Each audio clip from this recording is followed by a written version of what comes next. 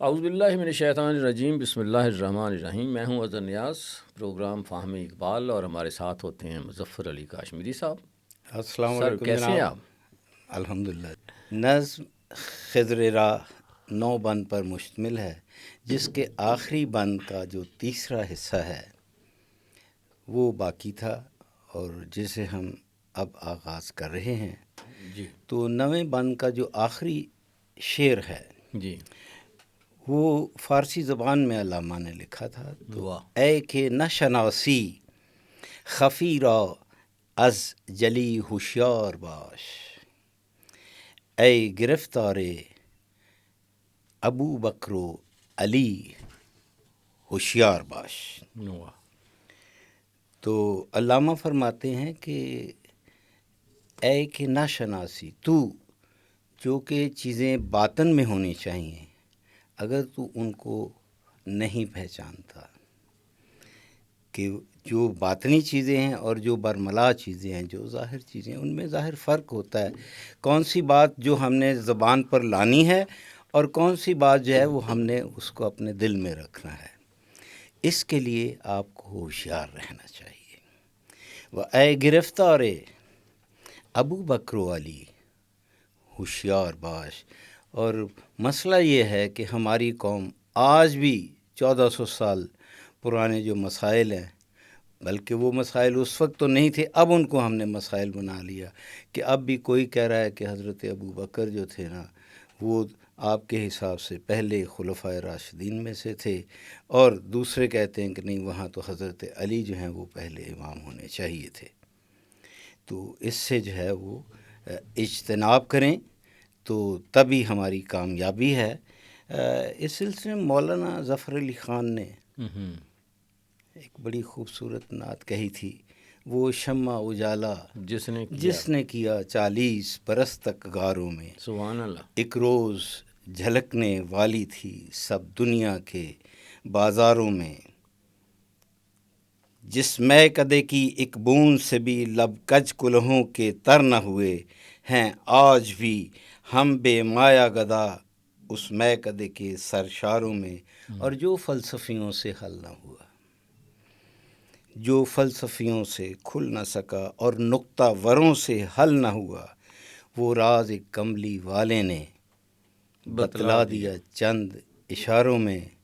تو یہ جو آپ ابو بکر اور علی اور عثمان اور عمر کی تعیناتی کے چکر، رسول پاک نے تو خود یہ ایک مسئلہ جو تھا وہ حل کر دیا تھا۔ اور آخری بیت میں، آخری شعر میں مولانا فرماتے ہیں کرنے ایک ہی مشعل کی، بو بکر و عمر عثمان و علی، جی، ہم مرتبہ ہیں یاران نبی، کچھ فرق نہیں ان چاروں میں۔ تو مولانا ظفر علی خان نے کوشش کی کہ یہ جو لوگوں میں اختلاف رائے کا باعث بنا ہوا ہے نقطہ، اس کو انہوں نے بڑی خوبصورتی سے جو ہے اس کو بیان کیا۔ اگلا شعر ہے، عشق کو فریاد لازم تھی سو وہ بھی ہو چکی۔ فریاد اللہ تعالیٰ کے حضور میں ہوتی ہے ہمیشہ۔ عشق کو فریاد لازم تھی سو وہ بھی ہو چکی، اب ذرا دل تھام کر فریاد کی تاثیر دیکھ۔ تو اب علامہ کہتے ہیں کہ اب آپ اس کی تاثیر دیکھیں۔ تو نے دیکھا سطوت رفتار دریا کا عروج۔ رفتار ہمارے ہاں جو ہے وہ کسی چیز کی صورت کو کہتے ہیں، تو یہاں اردو میں استعمال ہوا ہے، جبکہ فارسی زبان میں رفتار سلوک کے معنی میں استعمال ہوتی ہے۔ تو سطوت جو ہے یہ شان و شوکت، دبدبا۔ سمندر کے اندر جب طغیانی آتی ہے تو موج کے بعد ایک دوسری موج جو آتی ہے وہ ایک بڑی شان و شوکت اور تیزی سے جو ہے وہ بڑھ رہی ہوتی ہے۔ تو علامہ فرماتے ہیں کہ تو نے دیکھا سطوت رفتار دریا کا عروج، کہ یہ موجیں کس طرح بڑھ رہی ہیں۔ اصل میں یہ ہے کہ یہ انہوں نے اشارہ جو کیا وہ عیسائیوں کی اس وقت جو تھی غائلہ، وہ لوگ جمع ہوئے تھے کہ وہ دیکھیں وہ کس طرف اپنے عروج کو جو ہیں پہنچے ہوئے ہیں. موج مضطر کس طرح بنتی ہے اب زنجیر دیکھ، اور اب تو اس کا مشاہدہ کر کہ کس طرح ایک کے بعد دوسری موج جو ہے وہ آتی ہے، اور یہ مزید جو ہے یہ طوفان جو ہے یہ بڑھ رہا ہے.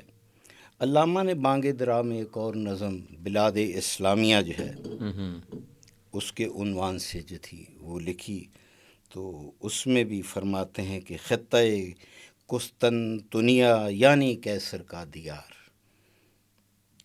ہاں جی، اس وقت اس زمانے میں صرف دو مملکتیں تھیں، ایک ایران کی اور ایک روم کی. Super power. سپر پاور، اور ان کا جو دارالخلافہ وہ قسطنطنیہ تھا. مہدی امت کی سطوت کا نشان پائیدار، اور حضرت امام مہدی کی امت جو تھی ان کا جو نشان ہے ان کا جو ہے وہ بالکل پائیدار تھا. یعنی ایران کی جو حکومت تھی اس وقت بڑی پائیدار تھی. اور پھر ہم نے اس سے پہلے شمع اور شاعر نظم یہاں پڑھی تھی، تو شمع اور شاعر میں شمع جو ہے وہ شاعر سے کہتی ہے کہ دیکھ لو سطوت رفتار دریا کا معال. یہ لفظ معال جو ہے وہ ہے مال نہیں ہے. مال جو ہے وہ اس کے معنی ہوتے ہیں کہ نتیجہ کسی چیز کا، کسی کا آخر جو ہے وہ کیا ہوتا ہے. مال کا ایک اور شعر جو ہے مال کا مال ہے وہاں. یہ شباب ڈھلتے ہی آئی پیری، شباب ڈھلتے ہی آئی پیری، مال پر اب نظر ہوئی ہے. جب انسان بوڑھا ہوا ہے تو اب اس کے نتائج پر، اس کے آخر پر، اختتام پر نظر ہوئی ہے. بڑی ہی غفلت میں شب گزاری، کہاں پہنچ کر سحر ہوئی ہے. اللہ اکبر. یہ دل شاہ جہان پوری جو ہے اس کا یہ شعر ہے. تو سطوت کے بعد جو ہے ہم اس کو دیکھتے ہیں کہ اس بیت میں جو ہے قرآن حکیم کی سورہ الفتح اس کی آیت نمبر 28 تھوڑا سا اس کی طرف جو ہے اشارہ ہے. اس آیت میں اللہ تعالیٰ فرماتا ہے کہ وہی ہے جس نے اپنے رسول کو ہدایت اور دین حق کے ساتھ بھیجا تاکہ اسے ہر دین پر غالب کرے، اور اللہ تعالیٰ کافی ہے گواہی دینے والا. تو یہ جو طوفان تھا اس وقت عیسائیت کا جس کی طرف علامہ نے اشارہ کیا، تو علامہ کہتے ہیں کہ قرآن حکیم جو ہے وہ ہمارا کہ آخرین غلبہ جو ہے مسلمانوں کا ہوگا. یہ انشاءاللہ جو ہے یہ چیزیں جو ہیں یہ عارضی ہیں. ٹھیک ہو گیا. تو سلطنت برطانیہ جو ہے، سلطنت برطانیہ کا عروج جو ہے اس کے زوال کا باعث ہوگا، یہ کہہ رہے تھے. یہی جو سطوت آپ دیکھ رہے ہیں، یہ عیسائیوں کو جس طرف آپ دیکھ رہے ہیں، اور انشاءاللہ فتح جو ہے وہ اسلام کی ہوگی. اس سے پہلے بھی علامہ نے ایک جگہ فرمایا تھا کہ شب گریزاں ہوگی آخر جلوہ خورشید سے، یہ چمن معمور ہوگا نغمہ توحید سے. تو علامہ جو تھے وہ جب خضر راہ میں پہنچے اس نظم پر، تو اس میں ان کے اندر جو تھی وہ ایک امید کی کرن جو ہے وہ جاگ پڑی ہوئی تھی کہ یہ مسلمان جو ہیں یہ آخر کار جو ہیں یہ مغلوب سے غالب میں جو ہے وہ تبدیل ہو جائیں گے. اے کہ نشناسی خفیرہ از جلی ہوشیار باش، اے گرفتار ابو بکرو علی ہوشیار باش. یہاں یہ ختم ہو گئی. یہ جو 8واں بند تھا اس کا اختتام تھا، اور جو اس کا اختتام تھا 1/3 حصہ خضر راہ کا اس کا آغاز تھا. ابھی ہم اسی نویں بند میں رکے ہوئے ہیں، ابھی ہم آگے نہیں چلے.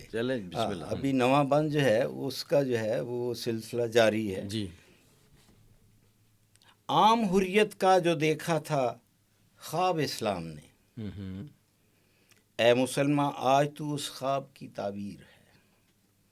لفظ عام، مسلمان جب پیدا ہوا ہے تو وہ آزاد پیدا ہوا ہے. عام حریت دو معنی میں جو ہے ہم اس کو لے سکتے ہیں. عام حریت یعنی ہر ایک شخص کی آزادی بھی ہو سکتی ہے. عام جو ہے اس کا متضاد جو ہے وہ خاص ہے، لیکن عام سے مراد ہے کہ ہر چھوٹا بڑا پیر جوان ہر ایک اس میں وہ شامل ہے. لیکن عام کا ایک اور جو معنی ہے وہ سال کے بھی ہیں عربی زبان. عام الفیل. عام الفیل. جزاک اللہ، ماشاء اللہ. تو عام جو ہے عربی زبان کا لفظ ہے، اور اس کو ہم سال کے معنی میں بھی لیتے ہیں. اہل عرب میں جس طرح ہم نئے سال پر یا عید کے خاص مناسب موقعوں پر جو ہے ایک دوسرے کو نیا سال کی مبارکباد دیتے ہیں، تو وہ ایک جملہ بولتے ہیں کل عام وانتم بخیر. ہاں جی. کہ آپ کے لیے ہر سال جو ہے وہ خوشی کا پیغام لے کر آئے. تو عام جو ہے وہ ہم سال کے معنی میں بھی ہیں. مراد یہ ہے کہ جس آزادی کے سال کا یا جو ایک عام آزادی جو تھی اس کے لیے جو ہے مسلمانوں نے جو خواب دیکھا تھا، وہ خواب جو ہے اس کا وقت جو ہے وہ بڑا قریب جو ہے وہ آ رہا ہے. بانگ درا میں ایک اور جگہ ایک عنوان ہے علامہ کا، اور وہ ہے مارچ 1907. تو اس میں کہتے ہیں کہ زمانہ آیا ہے بے حجابی کا، عام دیدار یار ہوگا. یہاں عام جو ہے وہ دیدار عام ہے، جس کو بار عام بھی کہا جاتا ہے، کہ کوئی بھی جب کسی کے حضور میں جو آتا ہے اور ہر خاص و عام وہاں جو ہے وہ پہنچ جاتے ہیں. تو عام دیدار یار ہوگا جو ہے اس سے مراد ہے کہ حقائق اسلام کا مشاہدہ. یار یہاں اسلام کو کہا گیا ہے، تو اسلام کو جو ہے یار کے نام سے تشبیہ دی گئی ہے. یعنی ایک یہ وقت آئے گا کہ علل اعلان اصول اسلام کو جو ہے، جو کہ ابھی دب دب کر چھپ چھپ کر جو ہے وہ جو ہے آگے بڑھ رہا ہے، یہ علل اعلان سب کے سامنے جو ہے یہ پیش آ جائے گا. اور عام جو ہے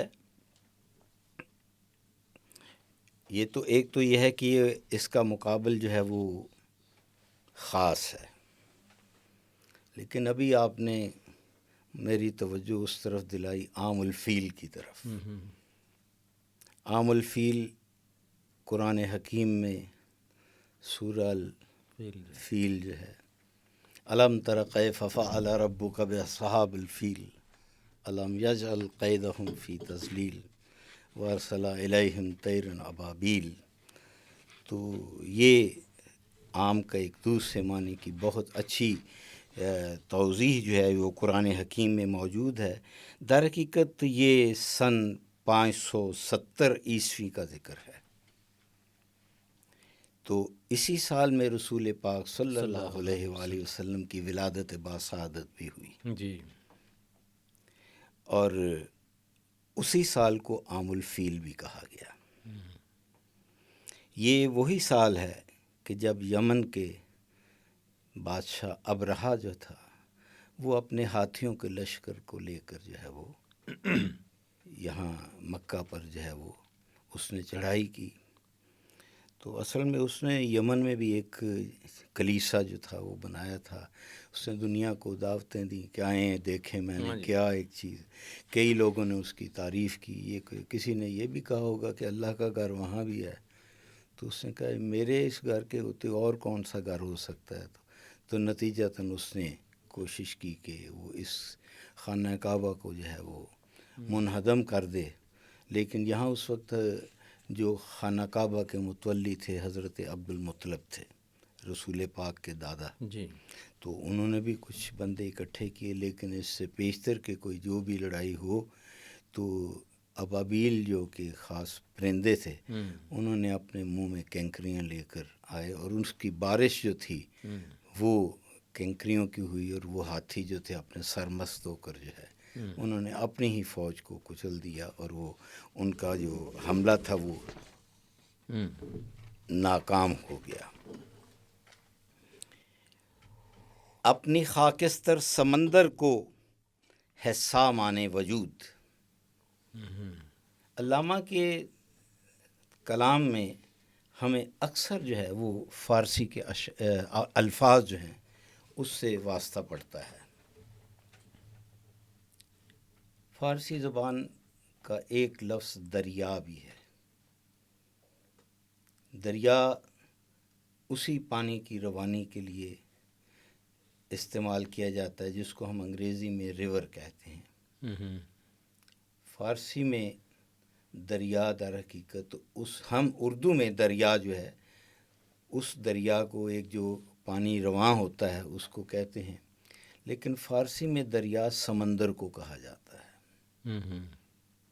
اور دریا کو کیا کہتے ہیں؟ رود خانہ ہے۔ رود خان، رود اور رود خانہ دونوں استعمال ہوتے ہیں۔ ندی کے لیے جو استعمال ہوتا ہے، ہاں وہ تو ندی چھوٹی ہوتی ہے تو وہ جو ہے، جو یہ آب بھی اس کو کہا جاتا ہے، پانی کی ندی۔ تو جب جسے ہم دریا کہتے ہیں تو اسے وہ رود کہتے ہیں۔ رود ویسے رگوں کو بھی کہا جاتا ہے، لیکن وہ رود بار شاید اس طرح سے کچھ نہیں۔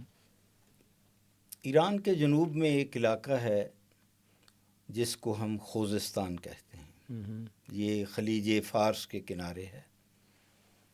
تو اس جگہ جو ان کی نیٹو بولی ہے، گفتگو ہے، محلی گفتگو، تو اس کے اندر جو ہے وہ جب بھی کسی ایک ماں کا ایک بیٹا فوت ہو جاتا ہے تو اس وقت جو وہ گریہ و شیون کر رہی ہوتی ہے، اچھا، تو وہ رود رود ہے رود کہتی، کیونکہ وہ ماں کی جو ہیں آنتیں ہوتی ہیں در حقیقت۔ ٹھیک۔ تو رود جو ہے وہاں وہ اپنی اولاد کو بھی کہا جاتا ہے، جبکہ اصل رود جو ہے وہ دریا کو کہا جاتا ہے۔ علامہ نے یہاں اس شعر میں جو لفظ استعمال کیا گیا ہے وہ سمندر استعمال کیا ہے۔ تو جس وقت فارسی میں لفظ سمندر استعمال کرتے ہیں تو وہ ایک حیوان کا ذکر ہوتا ہے، وہ جانور جو اس میں رہتا ہے، جس کو ہم یونانی زبان میں سلیمنڈر بولتے ہیں، جی، سلیمنڈرا۔ تو وہ سلیمنڈر جو ہے وہ ایک ایسا جانور ہے جو کہ آگ کے اندر بھی زندہ رہ سکتا ہے، عربی میں اسے ہربا کہا جاتا ہے۔ تو علامہ فرما رہے ہیں کہ اپنی خاکستر سمندر کو ہے سامان وجود، کیونکہ کچھ یہ ایسے ایک اسطورے اس کے بارے میں لیجنڈری ایک افسانوی قصے مشہور ہیں کہ وہ جانور جو ہے وہ آگ کے اندر ہی پیدا ہوتا ہے اور آخر کار اسی آگ میں جل کر ختم ہو جاتا ہے، پھر اسی راکھ میں وہ جو خاکستر کا یہاں لفظ ذکر کیا ہے وہ اس کا انڈا بچہ پیدا ہوتا ہے اور پھر وہ دوبارہ وہاں سے جنم لیتا ہے۔ اب یہ تو ویسے ایک پروسیس تھا، لیکن اللہ تعالیٰ علامہ اصل میں یہ بتانا چاہتے ہیں کہ اے مسلمان، تم نے بھی مر کر پھر دوبارہ زندہ ہونا ہے، مر کے پھر ہوتا ہے پیدا یہ جہاں پیر دیکھ۔ تو یہ جو ہے وہ یہ جو خاکستر ہوتی ہے یہی اس کے وجود کا باعث بنتی ہے، اور آپ بھی اسی مٹی میں آپ نے ختم ہونا ہے اور اسی مٹی سے آپ کو دوبارہ جو ہے وہ اٹھائے جانا ہے۔ کھول کر آنکھیں میری، کھول کر آنکھیں میرے آئینہ گفتار میں، آنے والے دور کی دھندلی سی ایک تصویر دیکھ۔ پھر مسلمان کو جو ہے وہ ایک جو ہے موہوم سی امید جو ہے اس کی توجہ دلا رہے ہیں کہ دیکھو تو میری آنکھوں سے دیکھو، میں دیکھ رہا ہوں کہ انشاءاللہ اچھے دن جو ہیں وہ آنے والے ہیں۔ یہاں وہ نا امیدی نہیں ہے بلکہ جو ہے وہ اس میں جو یاسیت نہیں ہے، رجائیت ہے۔ تو اس طرف وہ کہہ رہے ہیں کہ مسلمان کو تم دیکھو، مجھ میں دھندلی سی تصویر یہ بتا رہی ہے کہ اچھا وقت جو ہے وہ آنے والا ہے، آزمودہ فتنہ ہے ایک اور بھی گردوں کے پاس، اس آسمان کے پاس کچھ اور بھی آزمائے ہوئے فتنے موجود ہیں۔ سامنے تقدیر کے رسوائی تدبیر دیکھ، اور کئی دفعہ تقدیر کے آگے کوئی تدبیر جو ہے وہ کارگر نہیں ہوتی، اور یہ تمہارے مشاہدے میں آ کر ہی رہے گا۔ بعد ازاں آخری جو اس بند کا شعر ہے وہ ہے مسلم استی سینے را از آرزو آباد دار۔ فارسی زبان میں مسلم استی تو مسلمان ہے، سینے را از آرزو آباد دار، اور یہ تمہارا جو سینہ ہے، تمہارا جو دل جو ہے، اس میں آرزوئیں جو ہیں ان کا وجود ہونا چاہیے، اچھی آرزوئیں ہونی چاہیے، نیک تمنائیں جو ہیں وہ ہونی چاہیے. وہ ہر زمان پیش نظر لا یخلف المیعاد دار. اور یہ جو آرزویں ہیں، جو تمہارے دل کے اندر جو باتیں ہیں، جو تمہیں ان کو جگہ دینا چاہیے. آرزو آباد دار یعنی تمہارا دل جو ہے ان آرزوؤں سے، ان اچھی باتوں سے، نیک تمناؤں سے جو ہے وہ آباد ہونا چاہیے. وہ کیا ہے؟ وہ قرآن حکیم کی جو ہے سورہ آل عمران کی آیت نمبر 9 کی طرف جو ہے علامہ نے یہاں اشارہ فرمایا ہے. تو جو ہے اس کے آیت کے آخر پر جو ہے اختتام جو ہے وہ ہے ان اللہ لا یخلف المیعاد، کہ اللہ تعالیٰ نے جو بھی کسی سے وعدہ فرمایا ہے اس سے وہ کبھی بھی جو ہے وہ اس کی خلافی نہیں کرتا. اور اس بات کو تمہیں پلے باندھنا چاہیے. اور یہ جو ہے یہ صرف سورہ آل عمران میں ہی نہیں ہے، یہ قرآن مجید میں اور بہت ساری آیات میں یہ جو ہے یہ جملہ جو ہے یہ آیات کا حصہ ہے. لا یخلف المیعاد، خلاف ورزی کرنے والا، وعدے کو توڑنے والا. تفسیر ابن کثیر جو ہے اس میں فرمایا ہے کہ اللہ تعالیٰ اپنے بندوں سے کیے گئے وعدے یعنی نعمتوں یا اپنی بخششوں یا قیامت، یہ بھی اللہ کا وعدہ ہے کہ قیامت کا دن جو ہے وہ آنا ہے، یا قیامت کے دن کو ہرگز نہیں توڑے گا. جو وعدہ کیا ہے وہ قائم رہے گا، وہ سب کو ایک دن جمع فرمائے گا. اقبال کا جو پیغام ہے علامہ نے بھی اس آیت کے حوالہ دے کر مسلمانوں کو بر وقت اللہ کی سچائی پر بھروسہ رکھنے کی تلقین کی ہے کہ یہ بات انہیں اپنے دل میں رکھنی چاہیے، اپنے سینے میں رکھنی چاہیے کہ اللہ تعالیٰ نے قرآن میں بار بار جو ہے یہ ذکر کیا ہے کہ ان اللہ لا یخلف المیعاد. پہلا تو سورہ آل عمران میں آیت نمبر 9 میں، اس کے بعد اسی سورہ آل عمران کی آیت نمبر 194 میں اس کا بھی اختتام جو ہے وہ انک لا تخلف المیعاد پر ہوتا ہے. پھر قرآن مجید کی 13ویں سورت سورہ رعد کی آیت نمبر 31، اس کا اختتام بھی آیت کا جو ہے وہ ان اللہ لا یخلف المیعاد پر اختتام ہوتا ہے.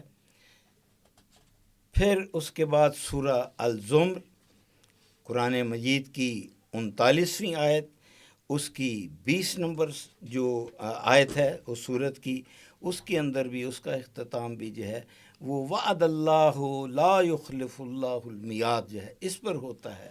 اس کا ترجمہ میں آپ کو بیان کرتا ہوں کہ ہاں وہ لوگ جو اپنے رب سے ڈرتے رہے ان کے لیے بالا خانے ہیں جن کے اوپر بھی بنے بنائے بالا خانے ہیں، یعنی ایک کے اوپر دوسری منزل جو ہے وہ ہوگی، اور ان کے نیچے نہریں بہہ رہی ہیں. رب کا وعدہ ہے اور وہ وعدہ خلافی نہیں کرتا.